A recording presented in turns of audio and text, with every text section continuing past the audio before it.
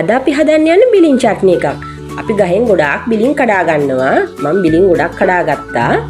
කඩාන ඉවර වෙලා ඒක අපි හොඳට හොද ගන්න ඕනේ. මොකද ඒකේ පොඩි පොඩි කෘමීන් ගොඩාක් ඉන්නවා. ඒක හොඳින් හොදගෙන ඉවර වෙලා වතුර බේරෙන්න තියා ගන්න ඕනේ. දැන් බිලින් ගොඩක් තියවනම් අපිට බිලින් නැති කාලෙට ගන්න ලුණු දාලා තදව්වේ වේල ගන්න පුළුවන්. වේලලා හොඳට අපිට බෝතලෙට දාලා අරන් තියා ගන්න පුළුවන්. ඊට පස්සේ මම අර වතුර බේරිච්ච බිලින් ටික අරගෙන මේ ඒක මැද අයින් කරනවා. මැද මොකද ගොඩක් වතුර තියෙනවා ඒකේ. චට්නි එකට වතුර ගොඩාක් උනන නිසා වටේ කපාගෙන ඉවරලා මැද ටික සම්පූර්ණයෙන්ම ඉවත් කරනවා.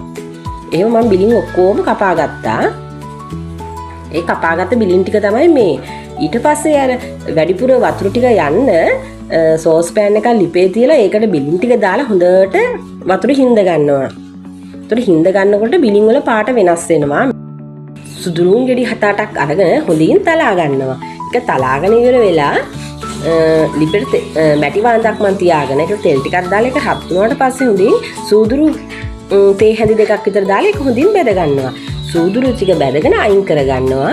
ඊට පස්සේ අපි කපාගත්ත සුදු ලුණු ටික හොඳින් බැද ගන්නවා. බැදගෙන ඒකත් අයින් කර ගන්නවා. ඊට පස්සේ අපි බීලුණු ගෙඩියක භාගයක් කපා ගන්නවා. ඊට පස්සේ සුදු ලුණු ටික ඉවත් කරගත්තට පස්සේ ඒකට දානවා බීලුණු ටික.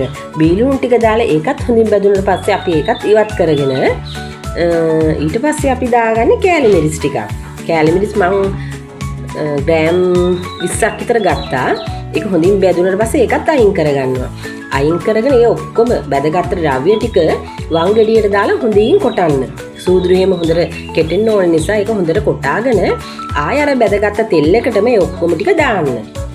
දාලා ඒක විනාඩියක් විතර ඒක අර තෙලෙන් බැදෙනකොට අපි ඒකට දාගන්නවා අර තෙත හිඳව ගත්ත බිලින් ටික.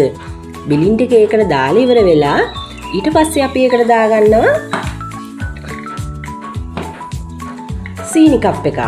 මම සීනි කප් එක දාගෙන ඒකත් හොඳින් කලවම් වෙන අතරතුරේ ලුණු මේස හැන්දක් විතර දාගත්තා.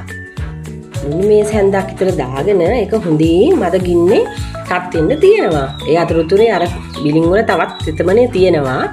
ඒක හොඳට හිඳෙනකන් ගොඩාක් වෙලා ඒ කියන්නේ පැය භාගයක් විතර මන් තිබ්බා. පැය භාගයක් වගේ හොඳට මද ගින්නේ ඒක කලවම් කරනවා. වලන්දේ අඩියට අල්ලගන්න නැතින හොඳින් කලවම් කරන්න. ඉතින් ඔයාලා තාම YouTube channel එක subscribe කරලා නැත්නම් subscribe කරන්න. මේ වීඩියෝ එකේ පල්ලෙහෙන් link එක දාලා තියෙනවා.